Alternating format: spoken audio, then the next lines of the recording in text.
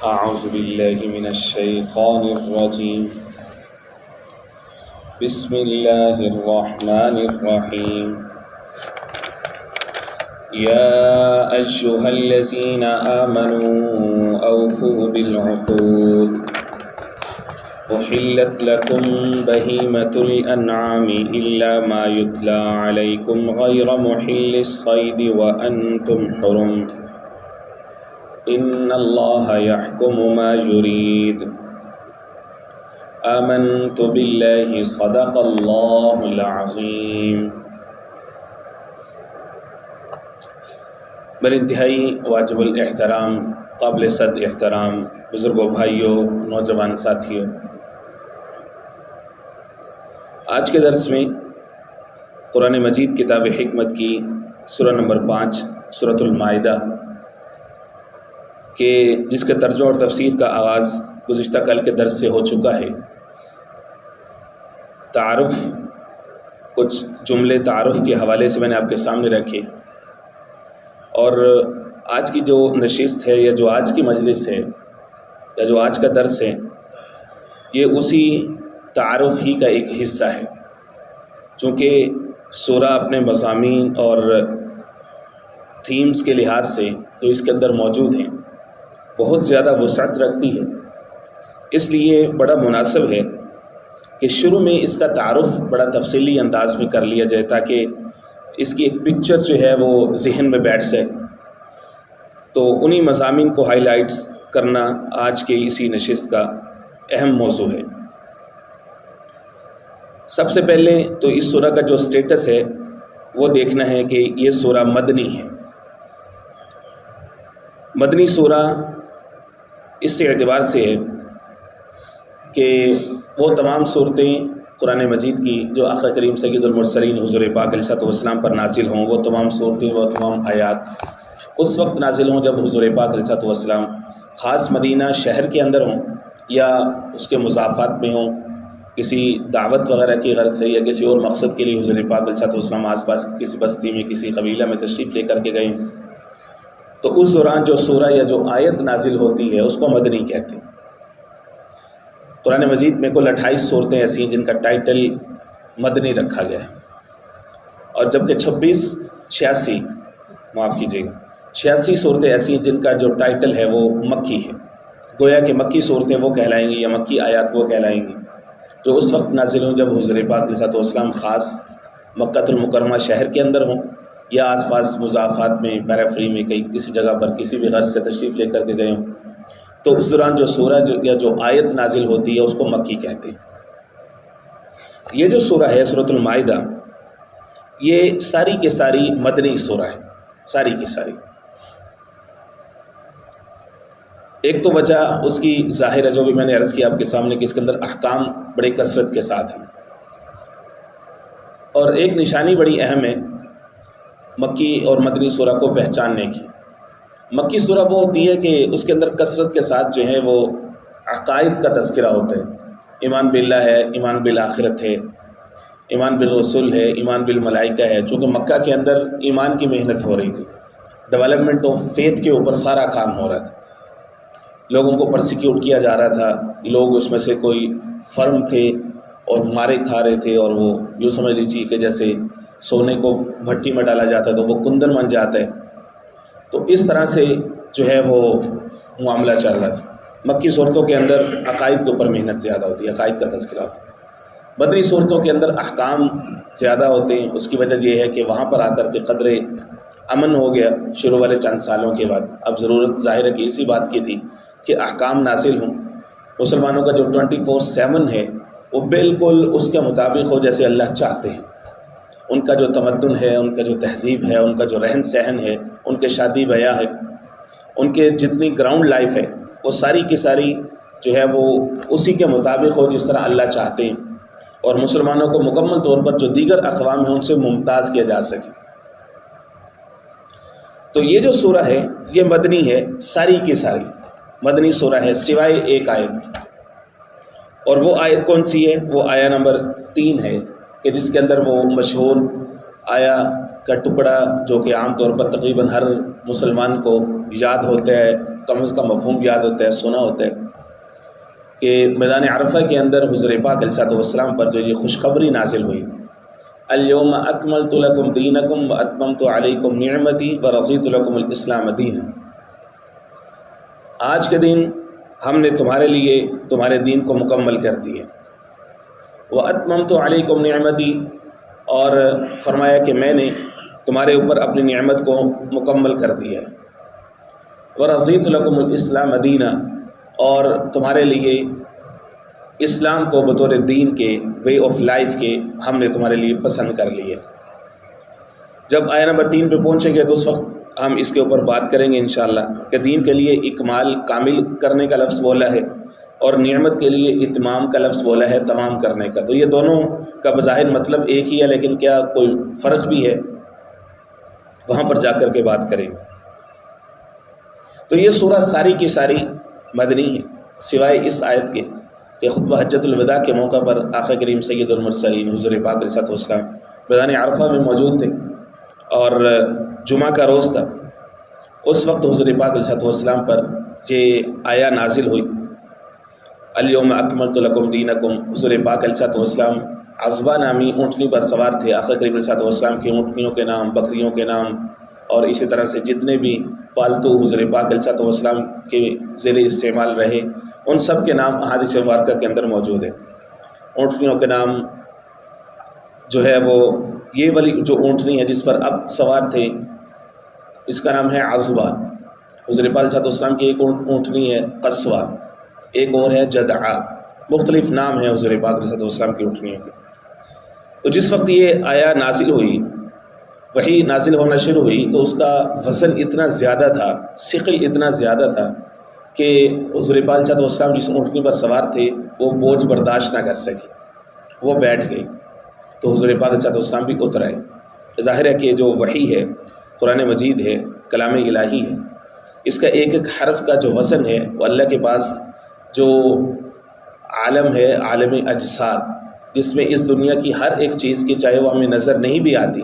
جتنی بھی visible invisible چیزیں ہیں، سب کی باڈیز ہیں اللہ کے عالم اجساد ہے، تو قرآن مجید کے ایک ایک حرف کا اتنا بڑا جسم ہے وہاں پہ کہ زمین و آسمان سے بھی زیادہ وزن۔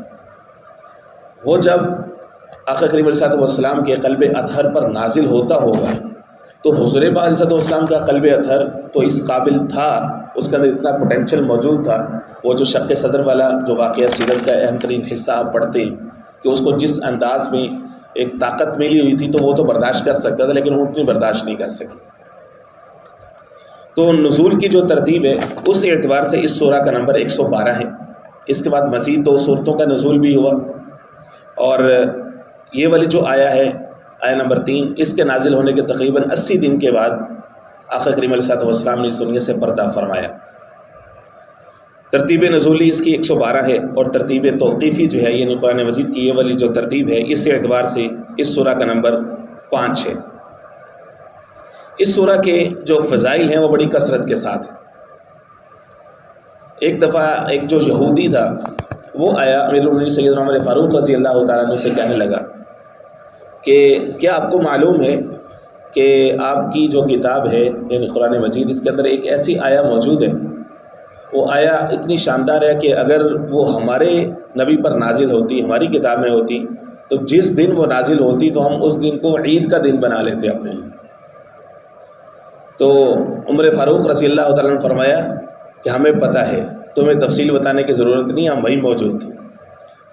وہ جو آیا تم بتا رہے ہو الیوم اکملت لکم دینکم واتممت علیکم نعمتی،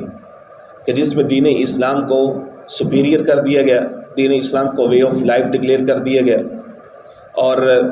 جس دن اللہ نے فرمایا کہ میں نے دین کو تمہارے لیے مکمل کر دیا ہے، فرمایا کہ ہم وہیں موجود تھے۔ میدان عرفہ تھا، جمعے کا دن تھا، تو ہمارے لیے جمعے کا دن بھی بڑی اہمیت رکھتا ہے اور عرفہ کا دن بھی بڑی اہمیت رکھتا ہے۔ تو گویا کہ حضرت نے یہ تو نہیں فرمایا کہ دونوں ہمارے لیے عید ہیں، کیونکہ حضور پاک صلی اللہ علیہ وسلم پہلے فرما چکے تھے کہ لنا عیدان، ہمارے لیے 2 عیدیں ہیں، عید الفطر و عید الاضحیٰ۔ جب الفاظ کو اصطلاحی اعتبار سے کوئی بڑی شخصیت متعارف کرواتی ہے تو وہ ایک ٹرم بن جاتے ہیں، تو اس لیے حضرت نے عید کا لفظ تو نہیں بولا، لیکن اس کو کاؤنٹر کیا، چونکہ وہ عید کا دن کہہ رہا تھا کہ وہ دن عید کا ہونا چاہیے تھا، فرمایا کہ ہمارے لیے وہ پہلے ہی بڑی اہمیت کا حامل ہے۔ جمعے کا دن کیا کام ہے مسلمانوں کے لیے، عرفہ کا دن کی اہمیت کیا کام ہے، ہمیں پتہ ہے کہ اس دن جو ہے یہ سورہ یا یہ آیا جو ہے سورہ کا یہ حصہ نازل ہوا۔ شعب الایمان کے اندر امام بہقی رحمہ اللہ نے روایت نقل کی، فرمایا کہ علموا رجالکم سورۃ المائدہ وعلموا نساءکم سورۃ النور، تم اپنے مردوں کو سورہ مائدہ سکھاؤ اور اپنی عورتوں کو سورہ نور سکھاؤ۔ اس کا یہ مطلب نہیں ہے، یہ جو قید ہے یہ احترازی نہیں، اتفاقی ہے۔ مطلب یہ ہے کہ اگر اس کو احترازی مان لے تو اس کا یہ مطلب نکلے گا کہ بس مردوں کو صرف سورہ مائدہ ہی سیکھنی چاہیے، عورتوں کو صرف جو ہے وہ سورہ نور ہی سیکھنی چاہیے، تو یہ اتفاقی ہے۔ اتفاقی سے مراد یہ ہے کہ دونوں کے مضامین ایک خاص طرح کی سرشت اور ایک خاص طرح کی نیچر ڈیولپ کرتے ہیں۔ جو سورہ مائدہ ہے اس کے جو احکام ہیں ان سب کا تعلق اکثریت ایسا ہے جو کہ گھر سے باہر کے احکام ہیں، معاشرے کے اندر توازن لے کر کے آنا، انصاف کو قائم کرنا،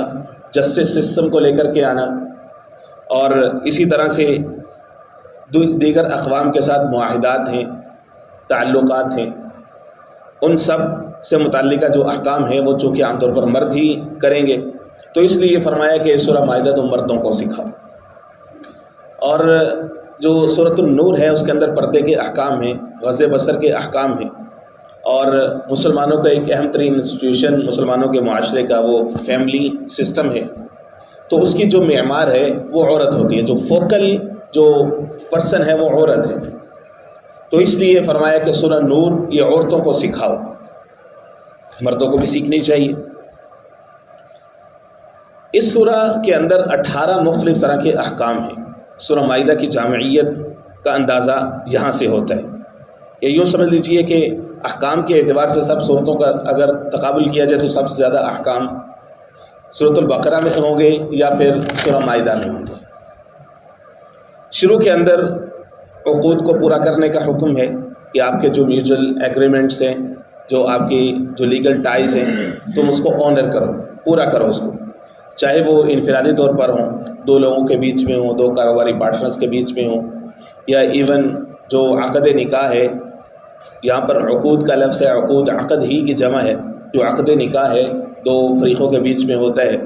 تو اس کو بھی آنر کرنا ہوتا ہے، دونوں کی جو رائٹس اینڈ اوبلیگیشنس ہیں دونوں کو پورا کرنا ہے۔ اسی طرح سے ایون جو ایکسپیکٹیشنس ہیں ایک دوسرے سے اس کو بھی میٹ کرنا ہوتا ہے، تو نکاح کو بھی وہ بھی چونکہ ایک طرح کا سوشل کانٹریکٹ ہوتا ہے، تو اس کے لیے بھی عقد ہی کا لفظ نہ صرف قرآن مجید میں بلکہ فقہی ٹرم اس کے لیے عقد ہی کی استعمال ہوتی ہے، عقد نکاح، بلکہ اتنی زیادہ استعمال ہوتی ہے ہمارے پاک و ہند میں، چونکہ لوگ عربی اصطلاحات سے ناواقف ہوتے ہیں تو وہ یہ سمجھتے ہیں کہ عقد شاید نکاح ہی ہوتا ہے، باقی جو بزنس ایگریمنٹس ہوتے ہیں یا دو قوموں کے درمیان جو معاملات ہوتے ہیں، بین الاقوامی معاہدات ہوتے ہیں، ان کو پتہ نہیں ہوتا کہ اس کے لیے بھی عقد کا لفظ بولا جاتا ہے۔ ایک علمی لطیفہ بھی ایک مولانا صاحب اپنی تقریر میں سنا رہے تھے کہ ایک صاحب جو کہ سعودی عرب میں رہتے تھے، تو وہ کافی سالوں کے بعد جب گھر آئے، چھٹیوں پہ آئے، تو اسی چھٹیوں کے بیچ میں اس کو کانٹریکٹ رینیو ہوگا، اس کے لیے لیٹر آ گیا ان کو، تو اس کے اوپر جو ہے وہ تجدید عقد کے الفاظ لکھے ہوئے تھے، تو بیگم صاحبہ کی نظر سے وہ کانٹریکٹ گزرا، تو اب وہ بیچاری نے تو یہاں پہ یہی سنا تھا کہ عقد نکاح ہی ہوتا ہے،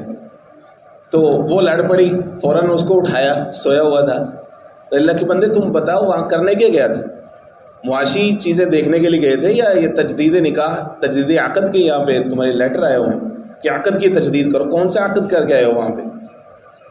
تو ہمارے ہاں عقد کو صرف عقد نکاح ہی سمجھا جاتا ہے۔ یہ اس سورہ کا مضمون ہے کہ اپنے عقود یا جو اپنے ایگریمنٹس ہیں ان کو تم آنر کرو۔ اسی طرح سے شکار کے حلال ہونے سے متعلق احکام ہے کہ اس کی شرائط کیا ہیں، اور اسی طرح سے جو محرم ہے حالت احرام میں ہے وہ شکار کر سکتا ہے نہیں کر سکتا، اس کے احکام اس کے اندر ہیں، اور جو میوچل ایک دوسرے کے ساتھ رہنا ہے اس کے لیے ایک اہم ترین حکم ہے پیسفل کو ایگزسٹنس کے لیے، وَتَعَاوَنُوا عَلَى الْبِرِّ وَالتَّقْوَى وَلَا تَعَاوَنُوا عَلَى الْإِثْمِ وَالْعُدْوَانِ، لوگوں نیکی اور تقوی کے معاملے میں ایک دوسرے کے ساتھ تعاون کرو، گناہ اور زیادتی کے معاملے میں ایک دوسرے کے ساتھ تعاون نہ کرو، یہ اہم ترین حکم ہے۔ اسی طرح سے جو جانور حرام ہیں ان کی ایک فہرست اس کے اندر بتائی گئی کہ بنیادی طور پر تو 4 طرح کی چیزیں جو ہے وہ حرام ہیں۔ لحم الخنزیر ہے، خنزیر کا گوشت حرام ہے۔ اسی طرح سے دم مسفوح تمہارے لیے حرام ہے، اور جس جانور پر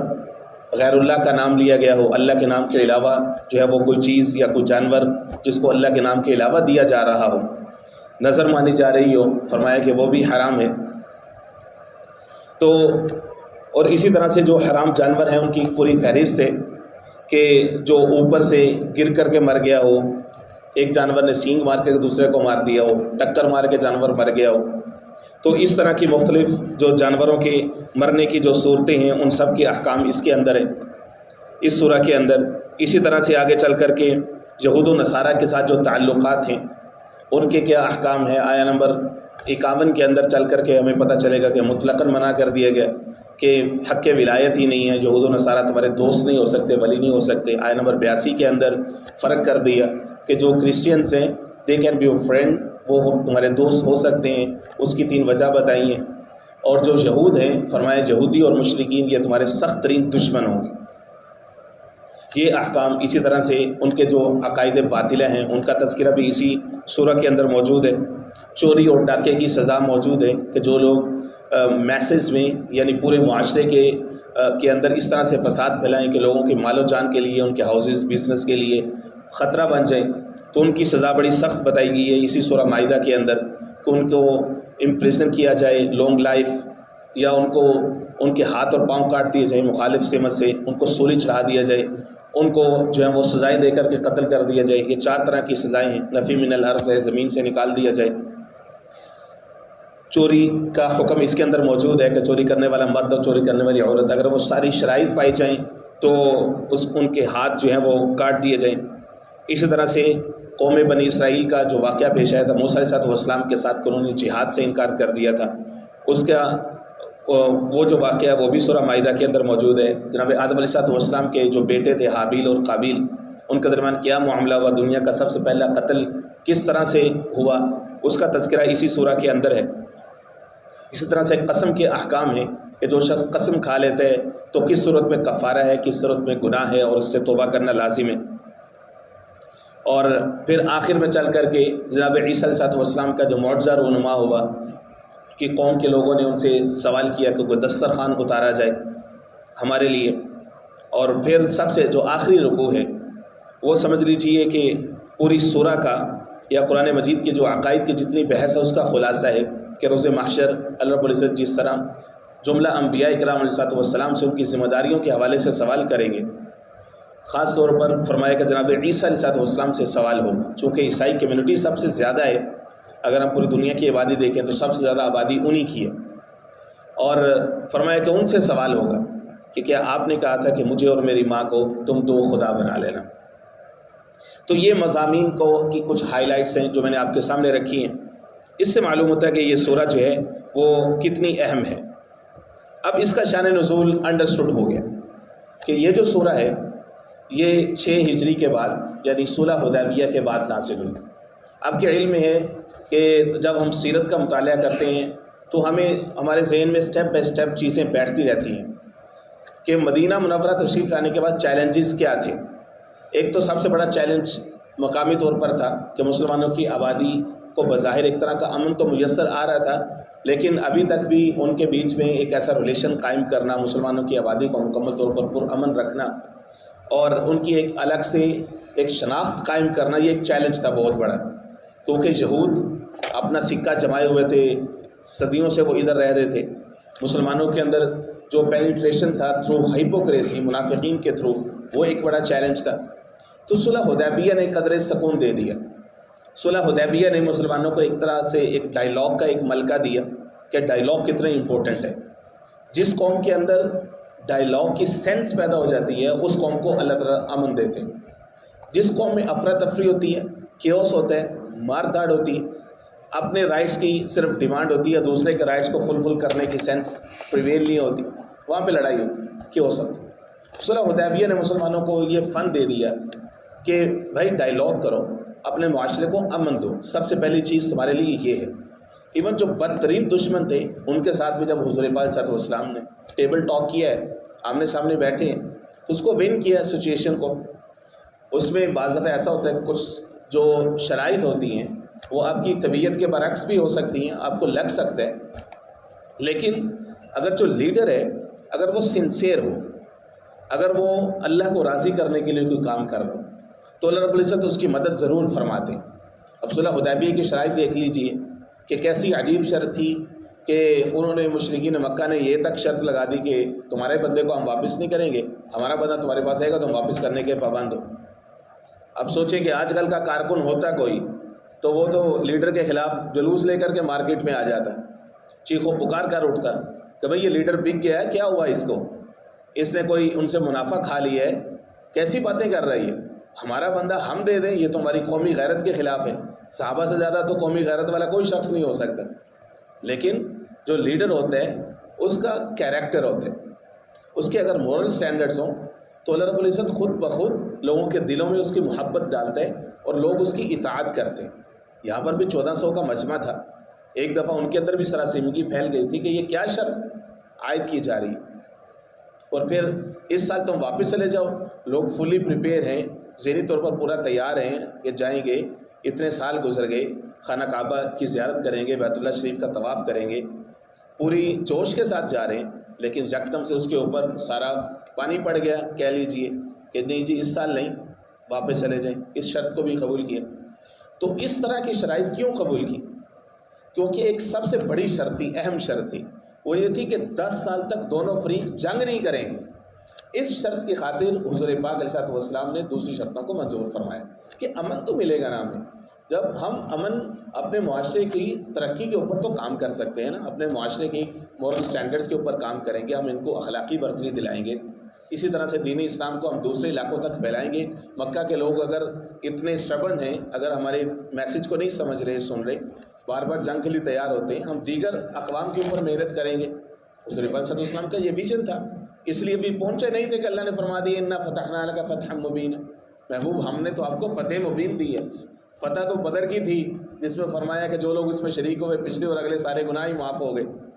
احد کے اندر بھی مورل وکٹری تھی کیونکہ مسلمانوں نے اینڈ پہ ان کا پیچھا کیا تھا اور وہ بھاگ گئے تھے، دوبارہ آ نہیں سکے تھے۔ ٹوٹل سویپ ان کو کرنا چاہیے تھا، جو اس زمانے میں ڈیفیٹ کا کانسیپٹ تھا کہ مخالف کو ٹوٹل سویپ کرو تو وہ تمہاری فتح ہے، تو وہ نہیں کر سکے۔ ایک عارضی طور پر کچھ نقصان ہوا مسلمانوں کا، کچھ تو نہیں، ایک طرح سے بڑا نقصان ہوا، 70 لوگ شہید ہوئے تقریباً، لیکن وہ بھاگ گئے۔ فاتح بھاگتا تو نہیں ہے، میدان چھوڑ کے وہ بھاگے۔ اسی طرح سے جو ہے بیٹل آف ٹرینچ ہے، غزوہ خندق ہے 5 ہجری کا، اس کی صورتحال آپ دیکھ لیجئے کتنی ٹف تھی۔ تو مسلمان ایک طرح سے لڑائی کے لیے تو مکمل طور پر تیار ہوئے تھے، ایسی زبردست، ہر شخص ایک پورا اپنی ذات میں ایک مجاہد تھا، لڑاکا تھا۔ لیکن صلح حدیبیہ نے مسلمانوں کو بتایا کہ بھئی معاشرے کے لیے امن کی بڑی ویلیو ہوتی ہے، پر امن رہنا ہوتا ہے، اور جب پر امن رہیں گے تو اس وقت مسلمانوں کو ان احکام کی ضرورت تھی کہ ان کا تمدن نظر آئے، ان کی تہذیب ڈیولپ ہو، لوگوں کے اندر وہ الگ سے اپنی ایک شناخت قائم کر سکیں، ان کے نکاح بیاہ کیا ہوتے ہیں، ان کی شادی کس طرح سے ہوتی ہے، یہ دیگر اقوام دیکھیں، پتہ چلے کہ یہ نیا دین آئے، ان کی عبادات ریچولز کیسی ہیں۔ اس وقت ضروری تھا کہ سب کے اندر یہ چیز پھیلا دی جائے تاکہ پتہ چلے کہ یہ نئی ایک آبادی قائم ہو رہی ہے، نئی طرح کے لوگ یہ آ رہے ہیں، ایک نئی تہذیب سامنے آ رہی ہے۔ تو اس لیے سورہ مائدہ 7 ہجری کے بعد جو اتری ہے، اس کا مقصد یہی تھا کہ مسلمانوں کا جو معاشرہ ہے اس کو مکمل طور پر ڈیولپ کر دیا جائے، ایسے احکام دے دیے جائیں کہ سر کے بالوں سے لے کر پاؤں کے ناخنوں تک جتنی طرح کے بھی انسان کی ضروریات ہیں، اس سے متعلقہ جتنے احکام ہیں، ان سب سے متعلقہ مسلمانوں کی ایک شناخت جو ہے وہ بن جائے۔ یہ وہ حالات ہیں کہ جن کے اندر سورہ مائدہ جو ہے وہ نازل ہوئی ہے۔ مدنی سورہ ہے، 116 آیتیں ہیں، 6 رکوع ہیں۔ انشاءاللہ العزیز کل سے ہم باقاعدہ طور پر ان کی جو آیات ہیں اس سے متعلقہ مضامین کے اوپر گفتگو شروع کریں گے، اور کل تو جمعہ ہے، انشاءاللہ العزیز ہفتے سے پہلی آیا کے مضامین کے اوپر گفتگو ہوگی۔ وما علینا الا البلاغ المبین۔ بسم اللہ الرحمن الرحیم۔ اللہم صلی علی محمد النبی الامی وعلی آلہ واصحابہ وبارک وسلم۔ تسلیما کثیرا کثیرا. اللهم نور قلوبنا بالقرآن وزين أخلاقنا بالقرآن وأدخلنا الجنة بالقرآن ونجنا من النار بالقرآن. يا رحيم يا رحمن يا رحيم يا رحمن. اللهم اشف مرضانا ومرضى المسلمين. صلى الله تعالى على خير خلقه محمد وآله وأصحابه أجمعين.